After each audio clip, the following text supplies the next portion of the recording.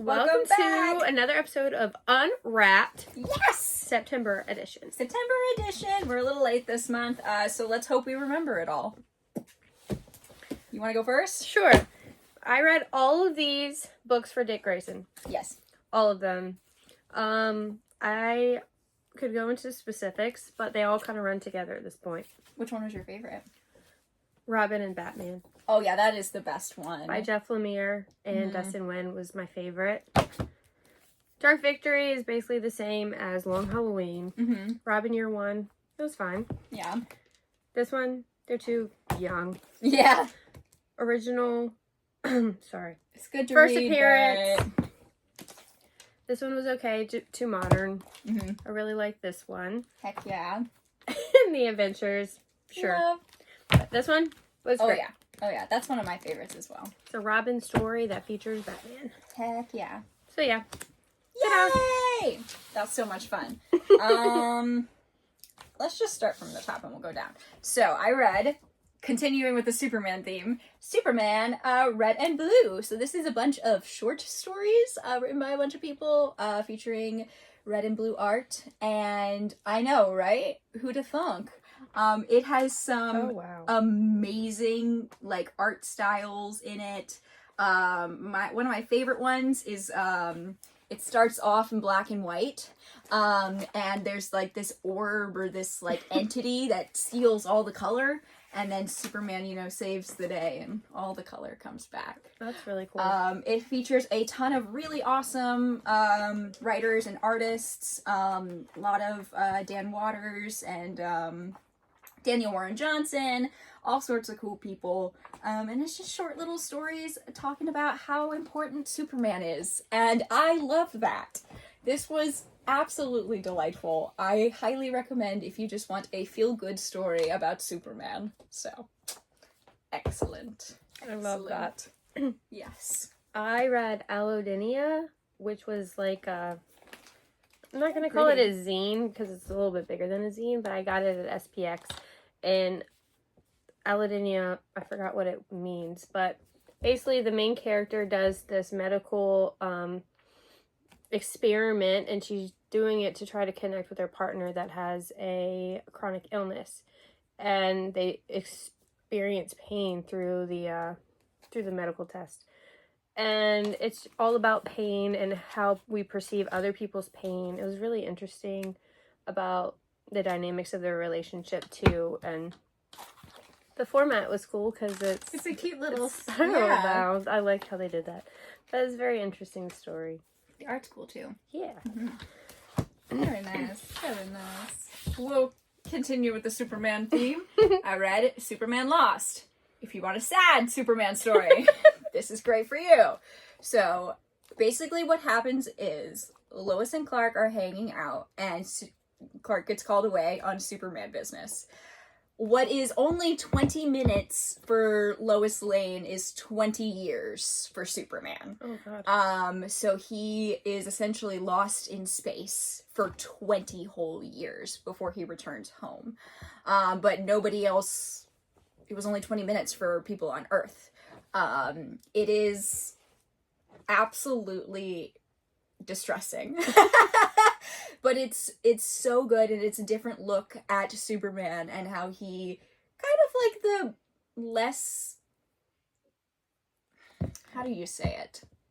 I'm not really sure, but it was really, really good. I enjoy most things that Christopher Priest writes, so this was also a very, very good. There are so many terrible shenanigans.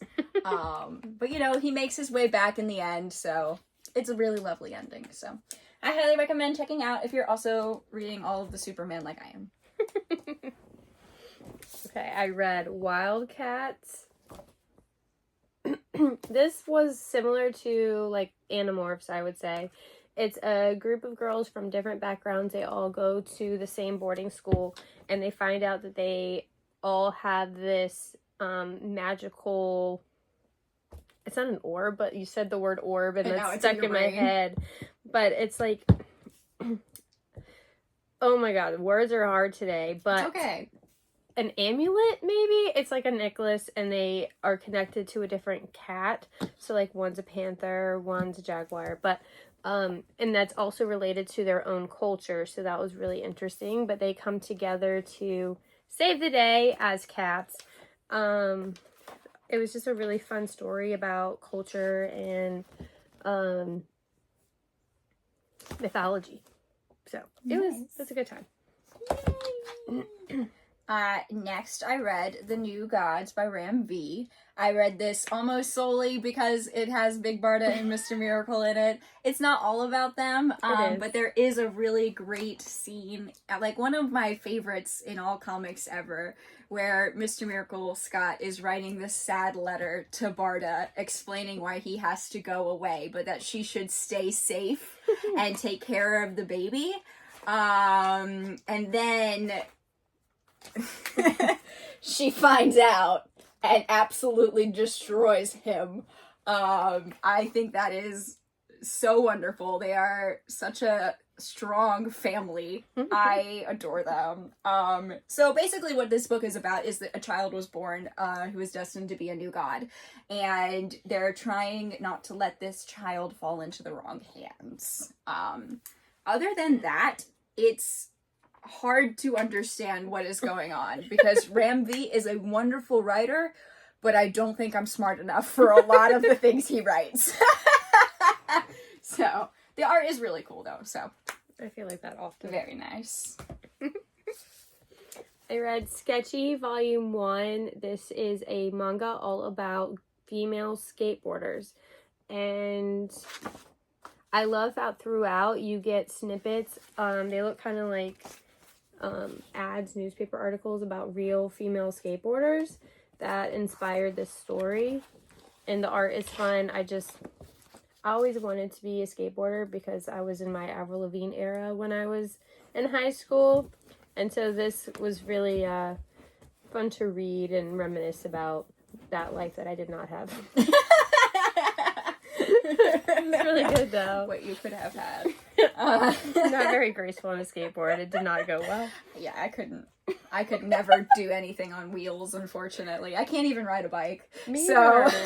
That's adorable. So next I read a lot of Batgirl. All three of these are Cassandra Cain Batgirl. I'll start with this one. So this is Batgirl Silent Running. This is after she is in contact with Batman and they're kind of working together, but she still has her, not powers, but her intuition that is so strong. And she naturally has a lot of intuition, but she was taught a certain way, and she loses it about halfway through this. And it's a whole different world for her because she's used to experiencing things on such a high level and being able to understand and predict all movements. Now that sense is dulled a little bit. She's still amazing and badass and can do whatever she wants, but that was an interesting thing. This is also before she started talking. When her senses got dulled, that's when she found the ability to talk. And then this leads directly into this. This is the DC Finest Batgirl. It's got a lot of her most important stories, of her, kicking everybody's ass and hanging out with Stephanie and Oracle. It was so much fun if you could get past the art, because I'm sorry. It's really, really well written, and it's, like I said, a lot of fun. There's a lot with Lady Shiva. It's really very, very good. It's a thick guy. It took me forever to get through my DC's Finest too. It was just a slug. It's all very important, and I understand, oh man, I forgot about this one. There's one, sorry. There's one with Tim Drake and Superboy, and Cassandra Cain. That's probably my favorite part. But yeah, this was really, really good. Why don't you do one now? And then I'll do my other Batgirl. Okay. I read Silenced Voices. This is stories from the Guatemalan genocide. So we have a more modern story. It's two brothers and they don't know what their mom went through and she never talks about it. And then they finally get her to talk about it. And then so we get her story like in real time and how they survived. So it's a fictionalized book, but it's a very real, it happened to real people. So to me, it felt really real. It was very sad, obviously. But the art is fantastic, and I'm glad stories like this are being told for lesser known things in history. Very cool. Excellent. The next Batgirl thing I read is Batgirl Mother. So this is about Cassandra Cain, Batgirl, kind of teaming up with Lady Shiva, who is her mother. This has some of the greatest, like, family angst I've read in a long time. There are a lot of really beautiful scenes where Batgirl and Lady Shiva are fighting together, and they're fighting so well together, and it's scary how alike they are, and Cassandra has a lot of mental breakdowns over the fact that she is so much like her mother, but she doesn't want to kill people like her mother. It is so good. The art is amazing. I highly recommend to everybody who likes Batgirl. It's a little, there are some bits where it's like, oh my god, why did they do that? But that's with every comic, right? Look at this cover art. Look how pretty it is. Okay. Yeah. Was it the flower one? Yes, it is. I love that I have one. that one on my wall. But yeah, it's really, really good. I highly recommend. I didn't realize that was a newer story. Yes, this was the most recent, so. I just didn't know it was called Mother. I've seen those covers. I need to read some more Batgirl. Yes! After my Dick Grayson journey. After your Dick Grayson journey. I read Flip by Ngozi Ukazu. This is amazing. It takes place at a school, and our main character and her crush flip places, but it was not the standard, like, switching places, because they switch back every so often in, like, intervals, and the interval gets longer each time. And I love the artistic style of, like, how they wore the mask sometimes, so you knew who was who, like, underneath.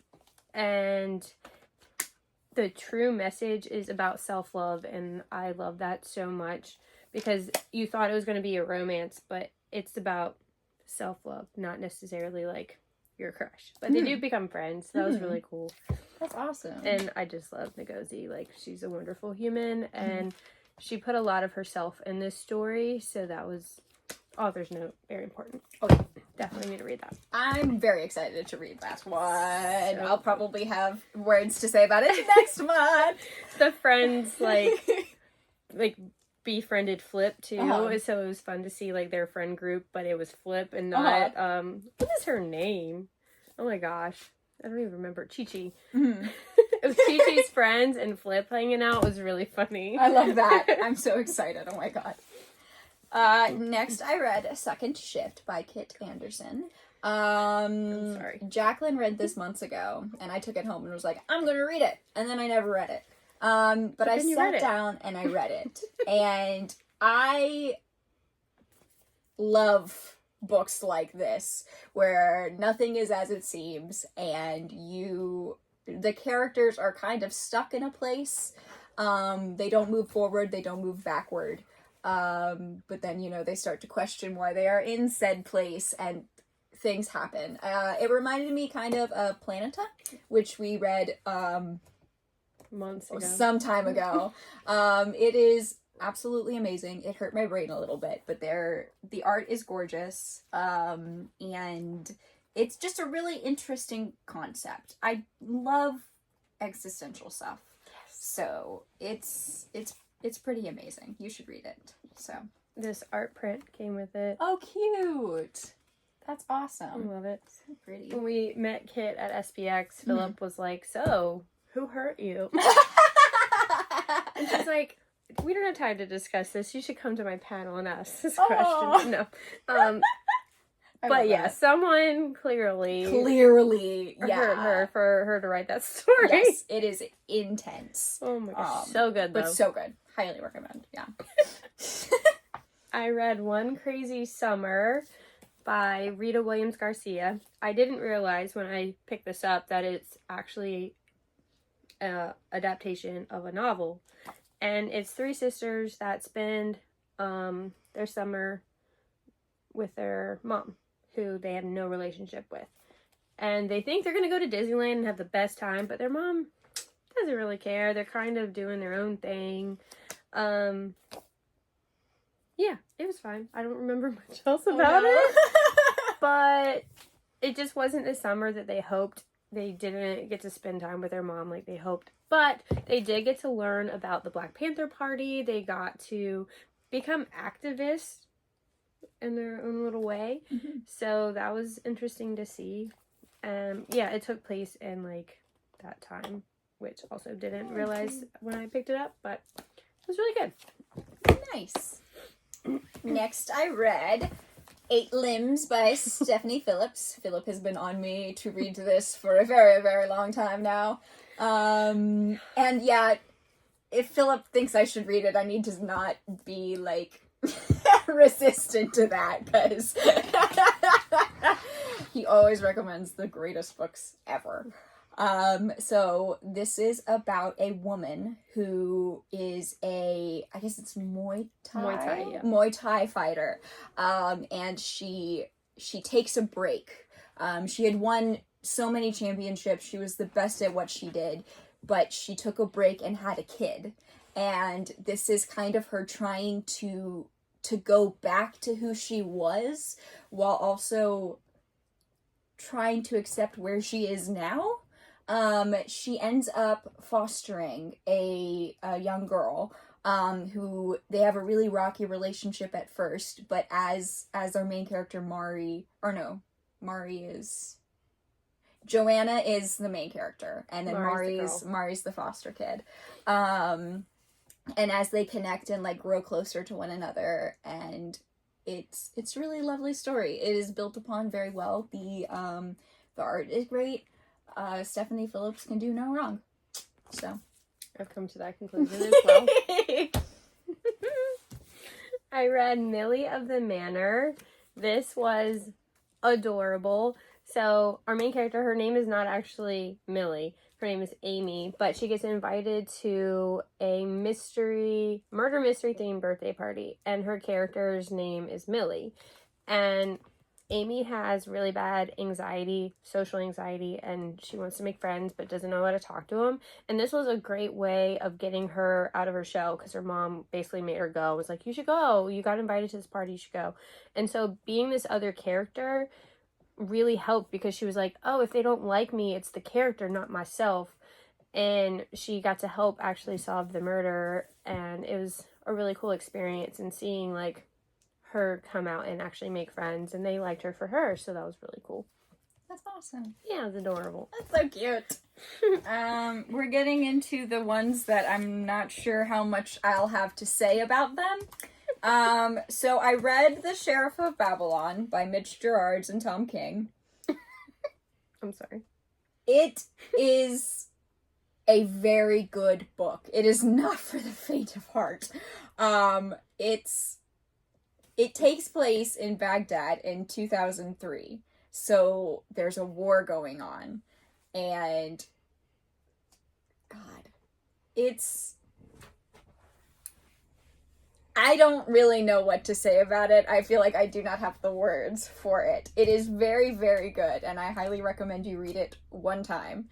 And you be prepared for your one time reading it, that it is intense. And I feel like I was maybe not like quite smart enough to read it. You're smart enough to read it. Well, yeah, but I think some things flew over my head, personally. It's Tom King. It's Tom King. Everything's gonna fly over your head. I reread Mr. Miracle once a month, and every time I'm like... But this is more stemmed in reality. Yes. This is real life.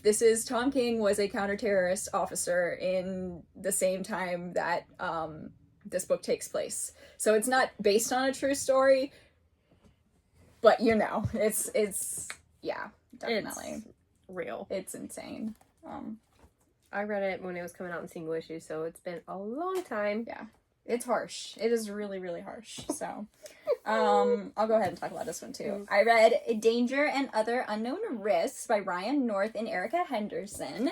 This was adorable. So it's about our main character. Her name is Margaret.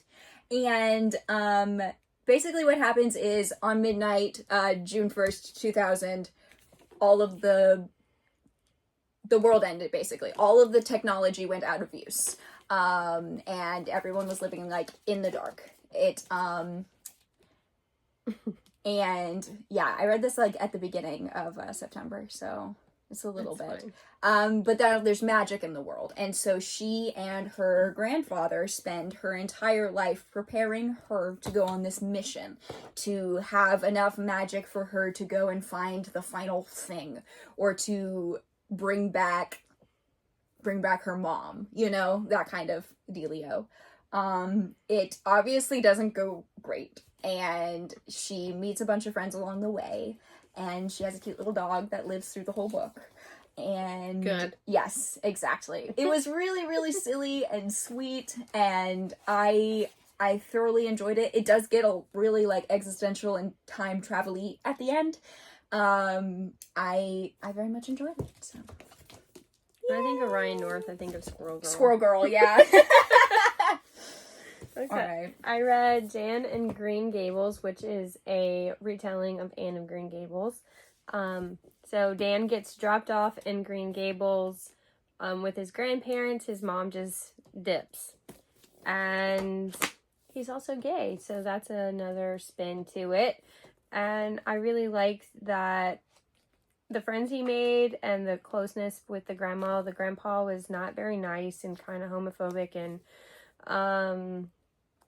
but like learning to farm and dressing however they wanted, and it was a really fun retelling, I think.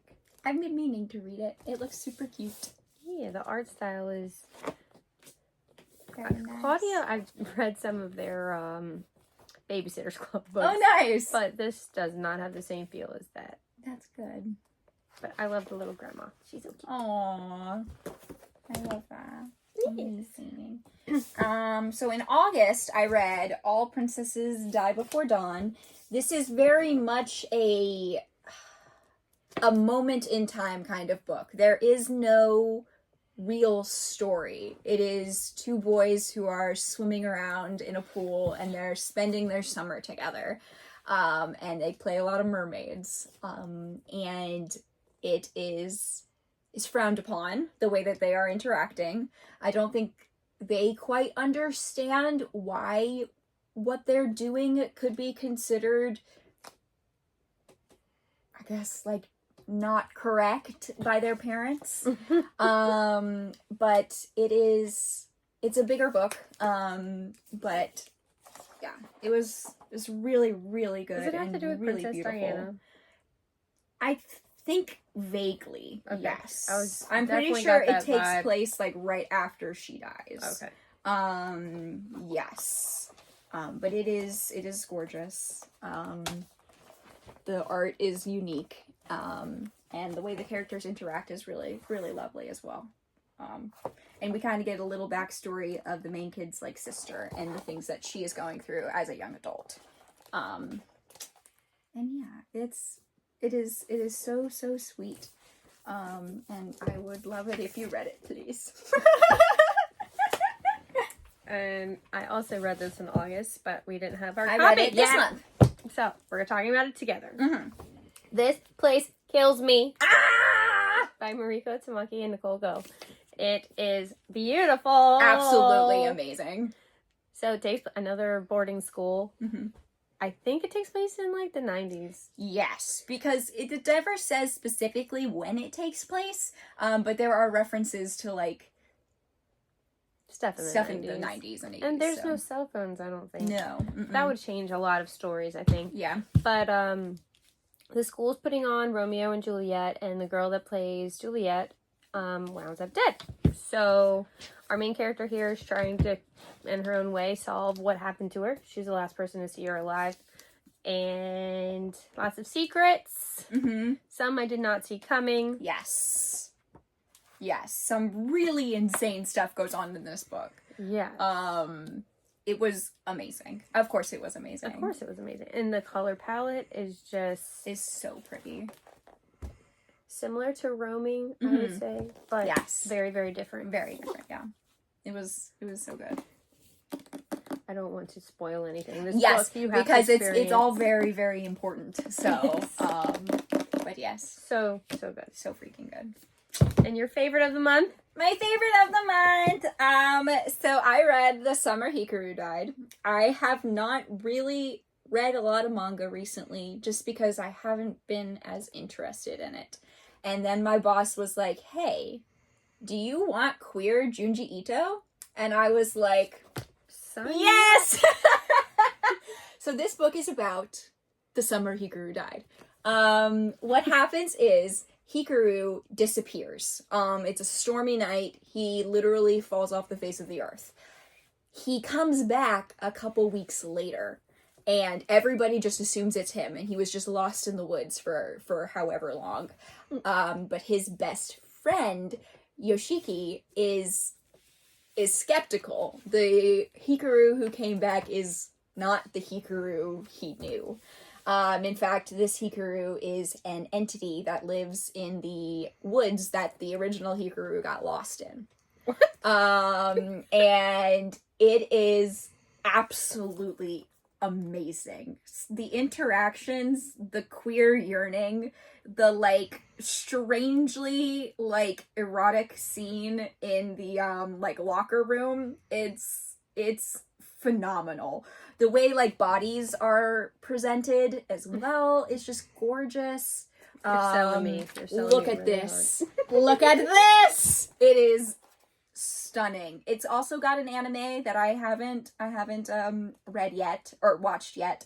But because I've been so focused on just experiencing this over and over and over again, it is, oh my god, it is so good. This is the greatest thing I read in September by far. There's this one pretty pant. Where did it go? It might not be. Oh, here we go. Look at that. I just love that so much. The way emotions are portrayed, and yeah, it's so good. It's so good, guys. You have to read it. That was your favorite? Yes. I don't know. Yes. Well, technically I read this in August, so I'm going to say my favorite in September. Yes. Aww.